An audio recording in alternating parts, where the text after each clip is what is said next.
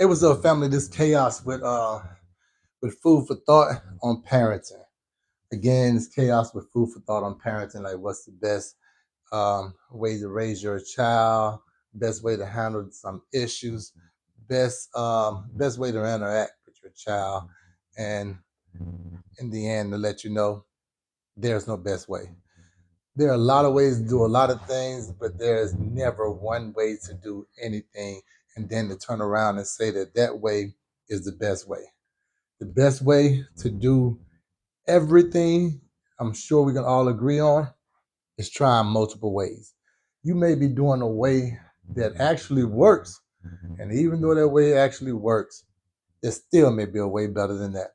So, as a parent, as a child, we must always continue to grow. Just like as a coach, I keep studying, I keep learning. As a teacher and an advisor, I keep experimenting with different scenarios and situations to make sure that I know what I'm talking about, to at least give somewhat solid advice. But there's no one way to do anything. There's no one way that we can say that, okay, this is the best way to raise your child. This is the only way to raise your child. There's never one way that's going to get everything done. That's why ain't no book for this. You know what I mean? For those who just coming in, of course, feel free to ask any question like, how would I deal with a situation? How I may have dealt with situations in reference to my child.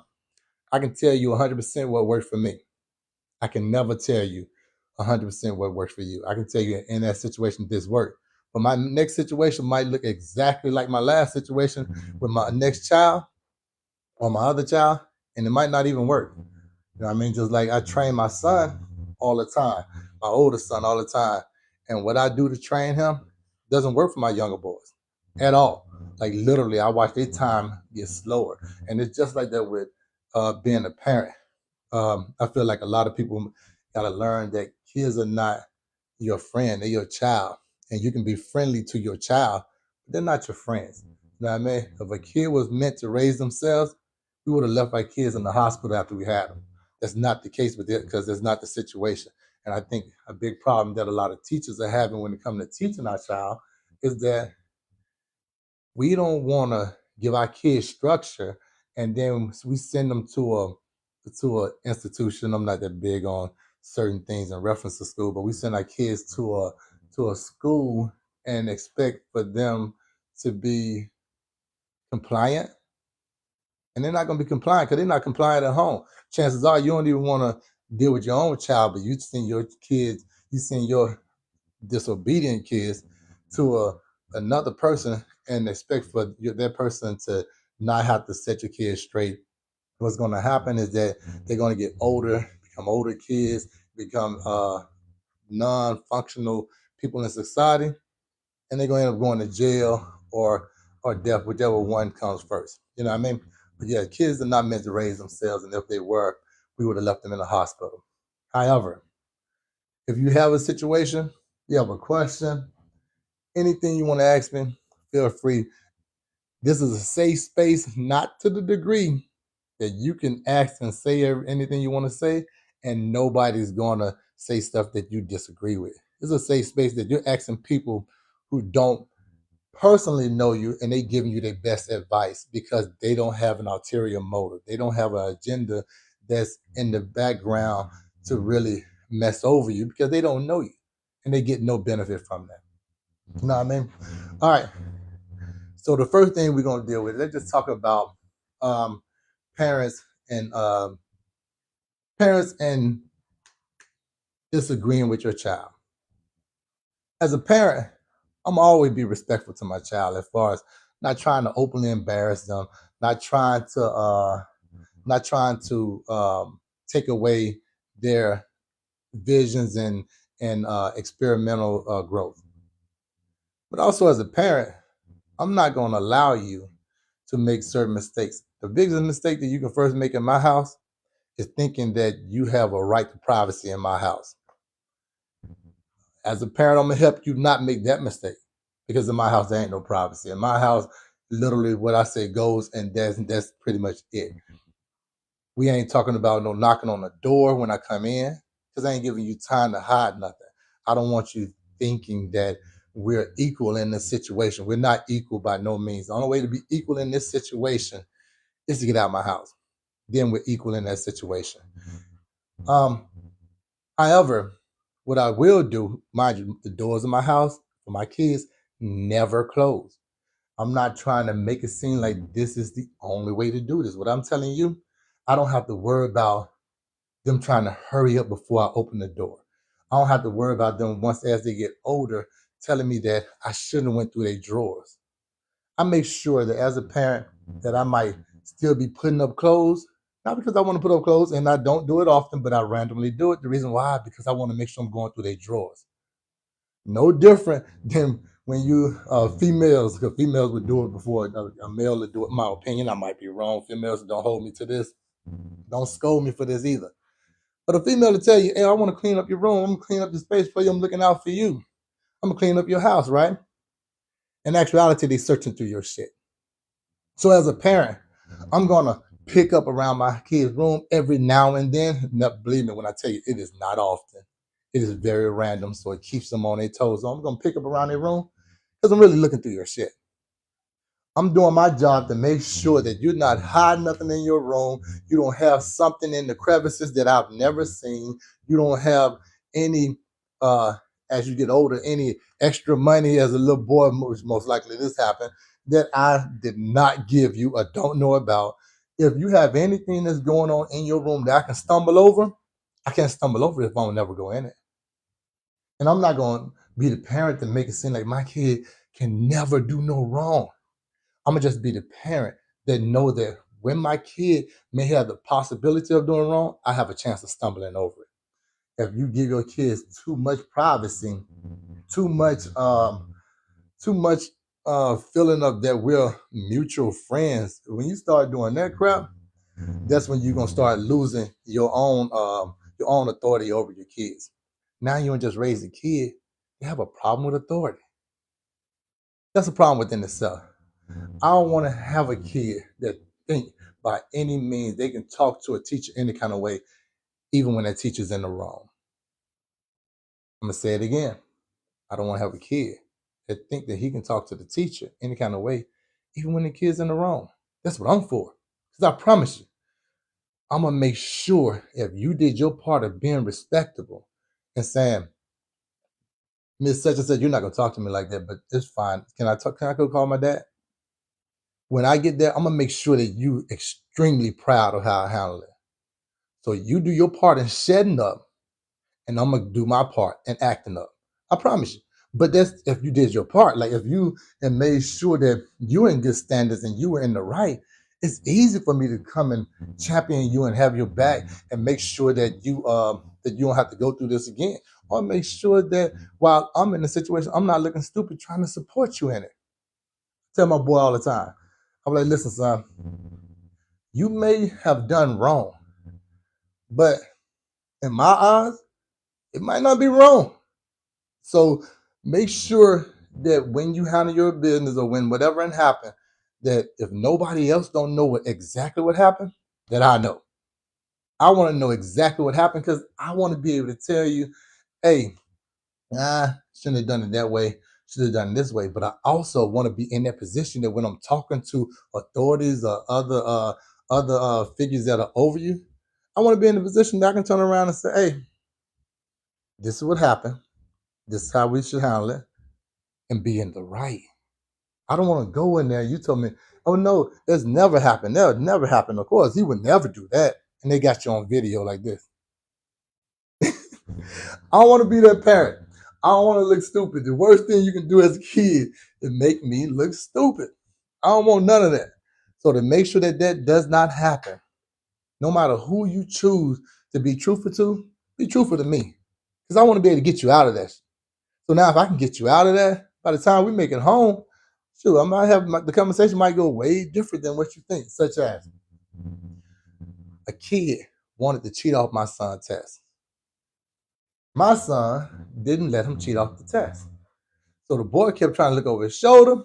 My son was turning his body and not letting him cheat off the test. The boy got up and proceeded to knock the hat off of my son. Mind you, the kid don't know my son. Son was new to being in the school. He didn't know that my son has hands. I'm a third-degree black belt. My dad's a grandmaster in martial arts in the Hall of Fame. We've been boxing and fighting for a long time. All they know my son for is track and field, because my son is nationally known in track. So therefore, after that, right, what my son proceeded to do was beat the brakes off this kid. Like literally, the coach told me he watched the video and has never seen nobody throw hands as fast as this kid was throwing hands.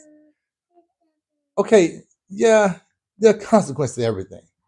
You beat up a kid, once you get to the principal's office and the teacher and seeing this kid, they're going to be looking to suspend you, everything, all of the above.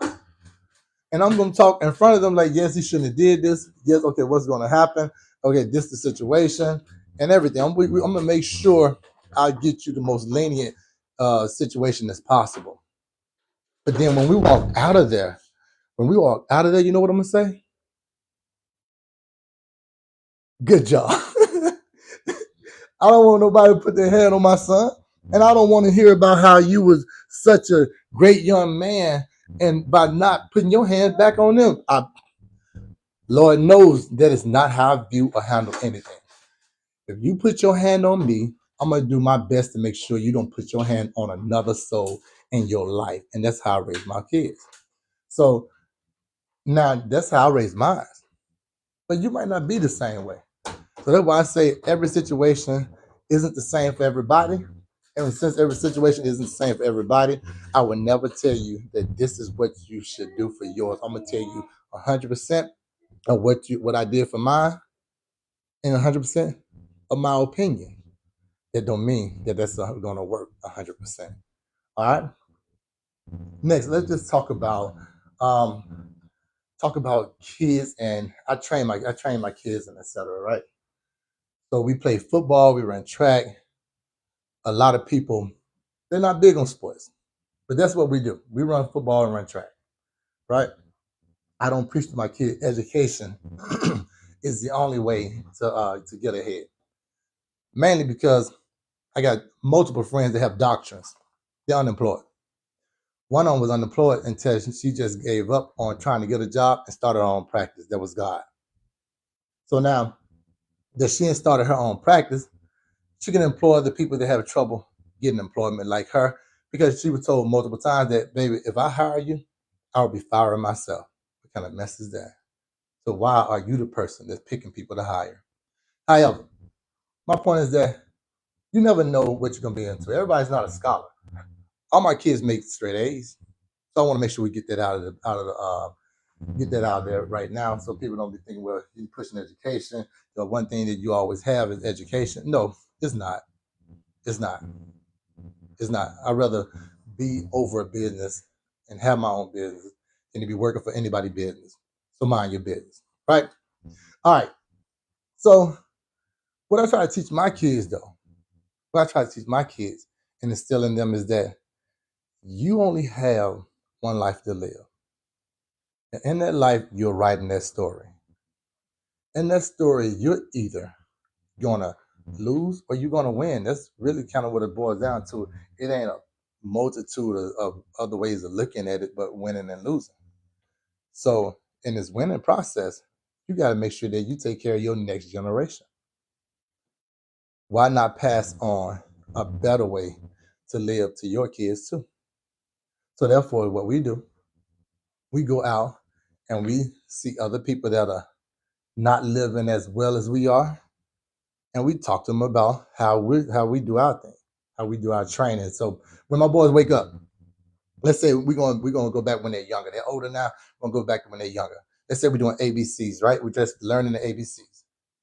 They would do ABCD on jumping on the box. So they're jumping on the box. A, B, C, D. They go to push-ups. Do A, B, C, D. Mind you, they're like five. They're like 5, 6, 7 during this time. Right now, they're currently 11, 12, and 17, right? But my kids has never, ever missed a spelling word. My kids has never, ever been last in school. Matter of fact, one of my sons, I knew he was on the honor roll, but I didn't know he was on the straight A honor roll. Didn't know, because he love that stuff, but he really loves sports. You push your kids in what your kids are going to be good at. Don't set no limitations. Don't isolate them to one thing. If you know a multitude of things, teach them a multitude of things. Don't limit them and think, well, they only going to pick up on this. You know how you're doing something that you shouldn't be doing. You say something that you shouldn't be saying. Sometimes I might slip up and curse around my kid. My 2-year-old could walk around saying that curse word forever.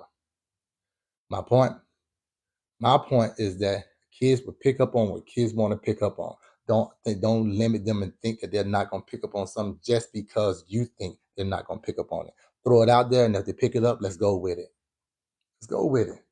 Again, if a kid was meant to raise themselves, we would have left them in the hospital a long time ago. We wouldn't be going back and trying to see if they need something to eat, if they can swim, if they can breathe, if they can.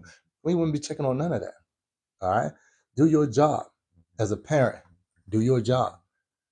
I feel that we have too much of the government, too much of the government inside our household when it comes to raising our kids.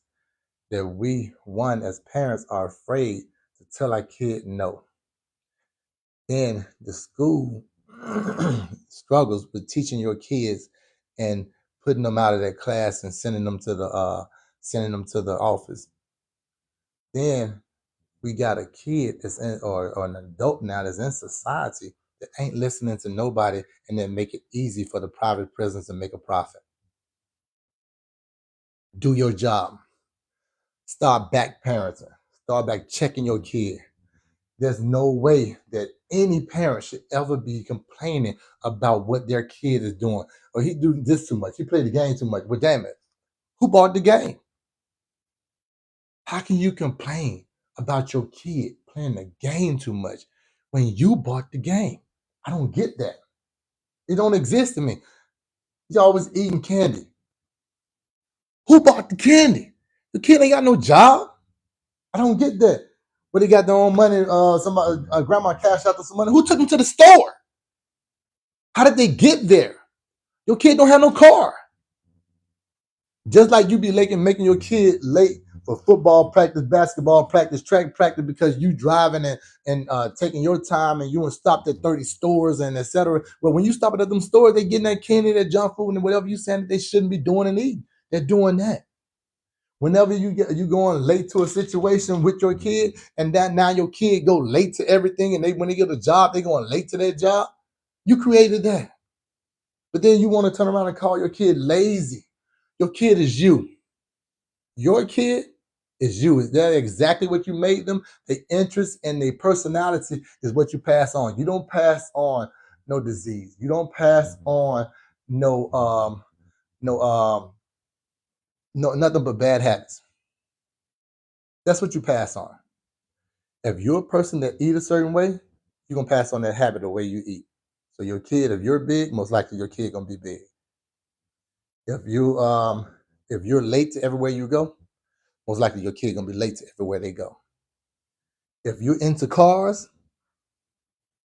most likely your kid gonna be into cars. You're into football, everybody in the house yelling during the game, and they all watching this exciting game. Most likely your kid gonna watch the game exactly how you watch the game. Your kid interest is exactly what you made them. So, one, take responsibility, and two, do your job. You're a parent. You are a parent. So start parenting. Don't look at nobody else. Accept responsibility for yourself. You can't do anything and turn around and look at somebody else and say, that's not my fault.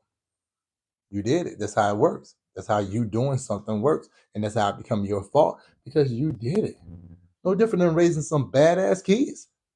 You did that. Lazy. You created that. Take responsibility, but let's get past the taking responsibility and let's start taking action prior to that situation. Let's make that kid a better person, give them a better chance and at life while doing the right thing and being accountable in the moment. Let's write a better story for our kids. And the easiest way to write a better story for our kids is to turn around and do those things now while they're kids. So with my kids, I teach them everywhere you go, an hour or 30 minutes at worst. That's when you should arrive. If something is at 4:30, I tell my kids every time it's at 4.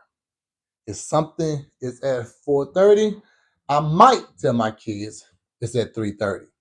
We're gonna rush to get there for 3:30. We're gonna make all adjustments that's gonna help us arrive at 3:30. So now when I made it at 4, I'm on time. So now if but there's a car accident, I'm on time. You have to live your life the same way you have to drive a car. When you drive a car, you have to drive for everybody else. You have to look out for the motorbike that want to speed and ride on the middle line. You have to look out for when you got the right of way to see if there's a car trying to run the red light or trying to catch the light on the other side. You got to pay attention to everybody else's situation so you don't have an accident. That's crazy. Live your life the same way. When I'm teaching my kids, I make sure I give them room for their error, and then I explain it to them. Now I'm at the point now with my boys that I'm creating a situation for them to get in trouble. Bear with me. So I'm creating a situation for my boys to get in trouble. So I do this. Since they rarely do anything wrong, man, I say, hey, y'all want to have y'all friends over? All right. Everybody got their friends coming over, right? And then the friends leave the house junky. And I allow it. I see it going on. I allow it. But it's a teaching moment. So I talk to my kids. I'm like, so now y'all had y'all friends come over.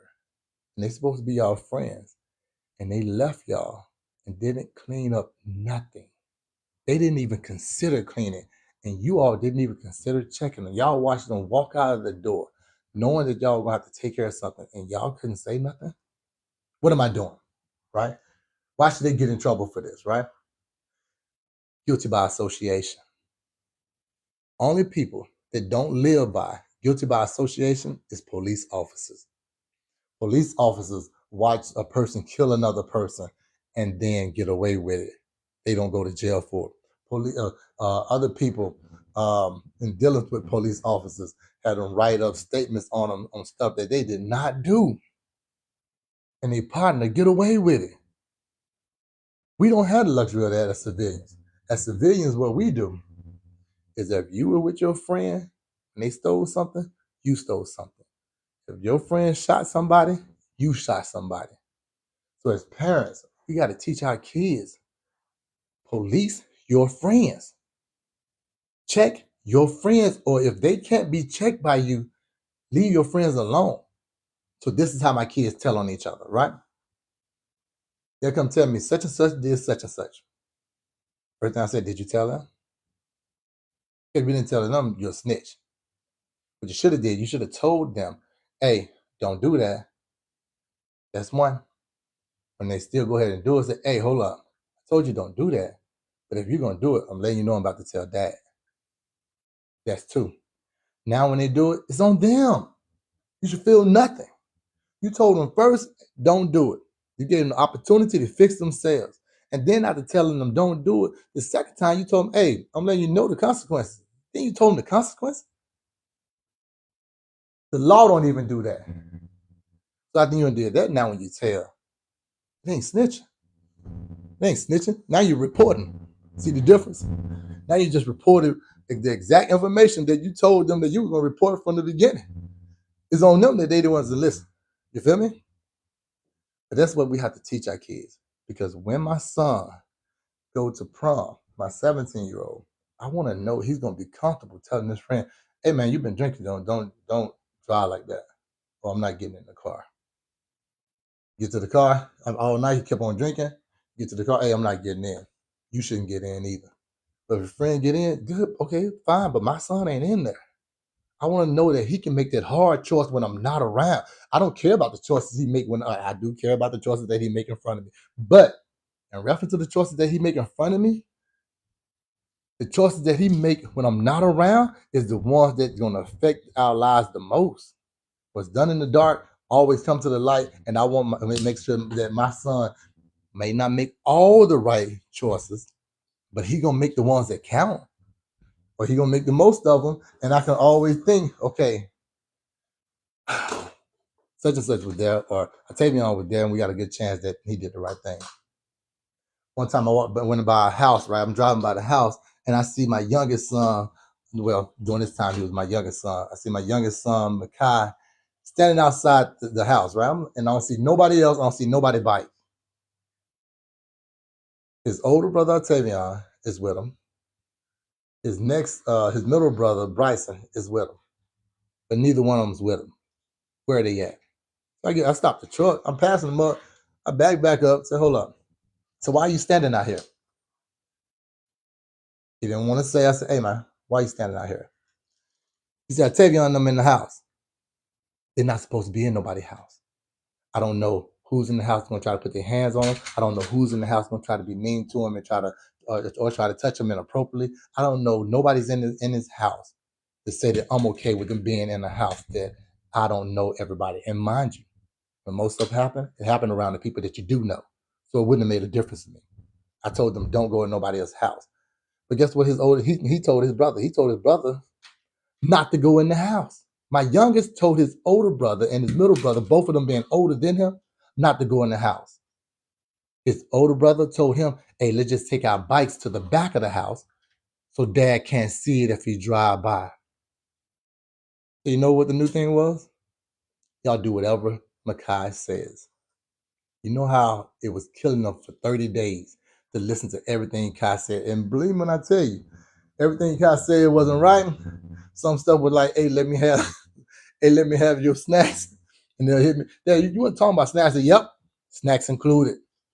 Give it to them. Because evidently you don't need them.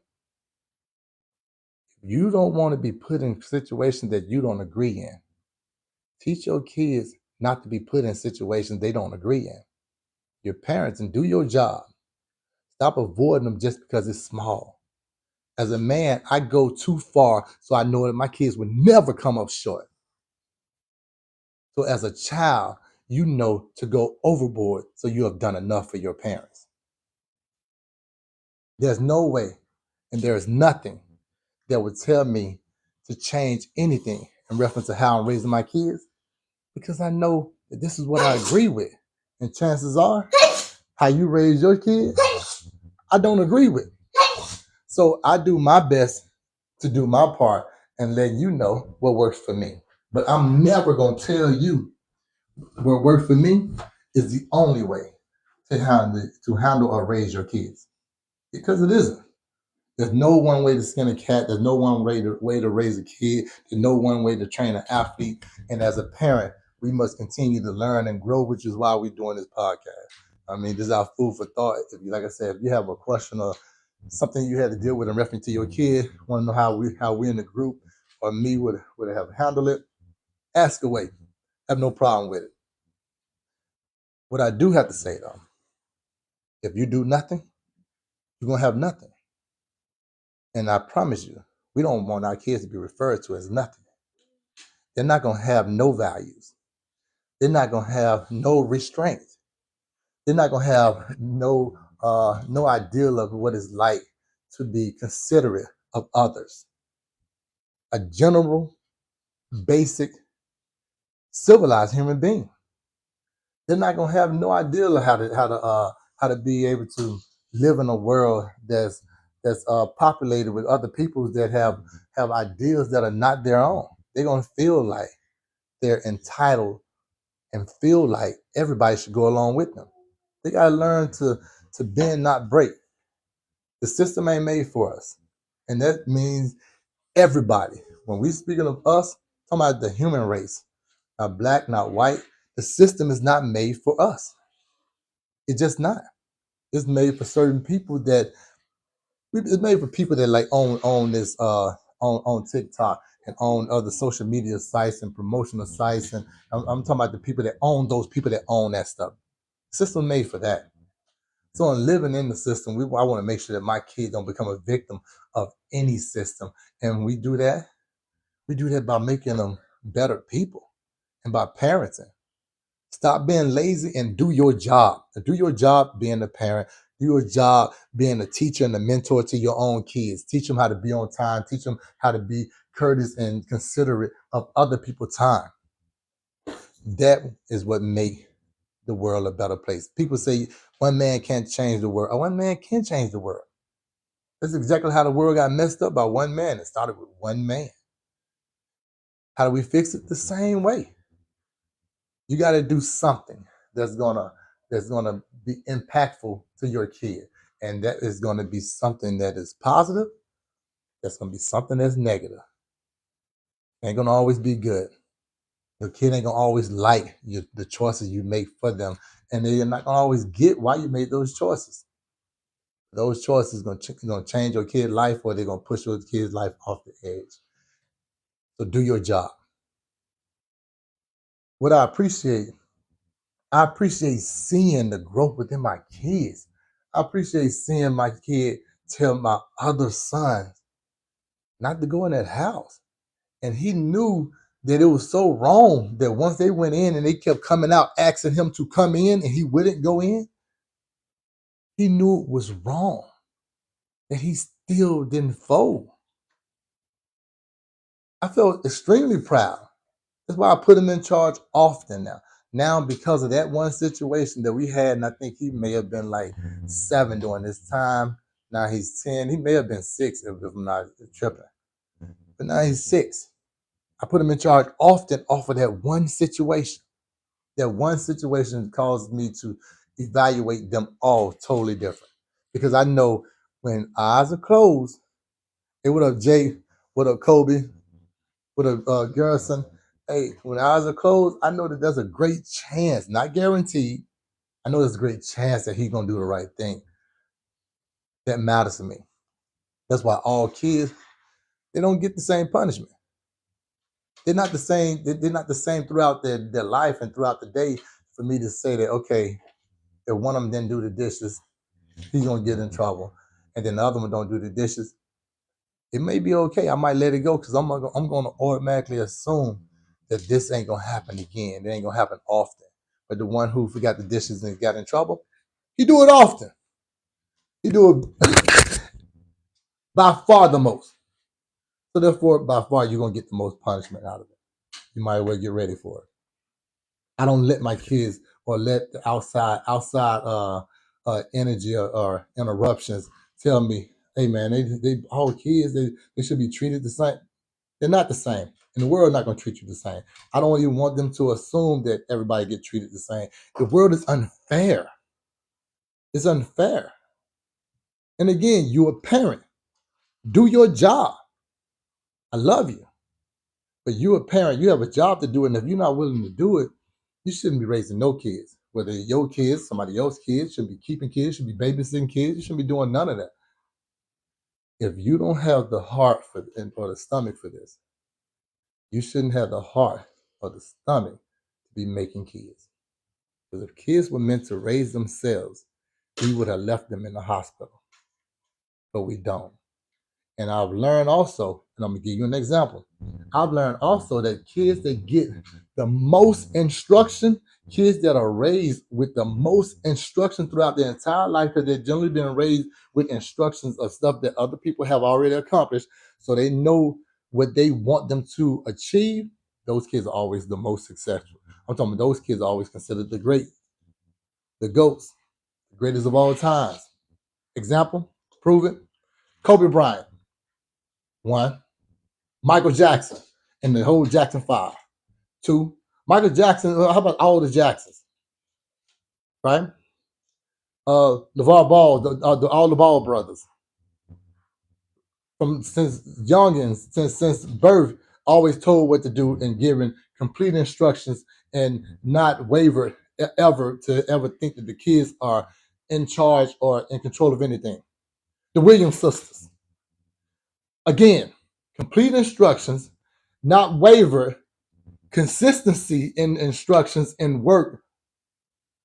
All of the above, to never ever consider that the kids may know more than the parent. Now, of course, Of course, there's gonna be some errors in them ways. There's some things in all of them people that could be better. But if we're talking about being a basketball player, being a football player, being a track runner, being whatever, we're talking about what they actually excelled in. That is A1 since day one. So you can't argue with the proof in the pudding. You can't argue with if you giving your kids consistent instructions on what they should be doing to get to where they're trying to go, and the ending results is exactly where you were trying to get to. You can't fail with that. It's been proven. It's not only been proven, it's been proven to be unfazable, unbreakable. It's been proven. So saying this to say, as a parent, we got to do our job. We can't accept and we can't allow the government and society to do the job for us, because when that job is done by them, then that job would cause our kids to be funding, funding and supporting and being the commodity within a prison system that is only meant to keep them in prison. And this can be prison by actual bars, or this can be prison by the mental aspect that they're a consumer instead of a producer. They're a liability instead of an asset. If we're not teaching our kids that they're the greater, not the lesser, then our kid is only going to do what they have been instructed to do by our schools, and that's be the best consumer that there is, never producing anything, just consuming. So I ain't gonna hold y'all much longer. I gotta go be a parent. This little guy right here has been waiting on me to get off, but as you see, he waited. He stopped and tried to interrupt me multiple times, and as soon as I do this, he waited because he's raised right. Parenting's good because I love him. And I taught him how to respect me. When I tell you something, I never had to say, "Hey, stop, boy, you're not listening." Da, da, da, da. I never had to say that. My bad. I'm not talking to you. Love you, dude. Look at him. He stopped. But I never had to do that. And the reason why I never had to do that is because he's raised right. Not by the city, by the state, but by his father. Feel me? So I applaud y'all. Appreciate those who stopped in, and be looking for the next live, next topic, and inbox me on the next topic or one that you have. If you have questions, shoot me the questions. Of course, I'm gonna talk about it during this time. All right, it's chaos, and if nobody ain't told you today, I love you.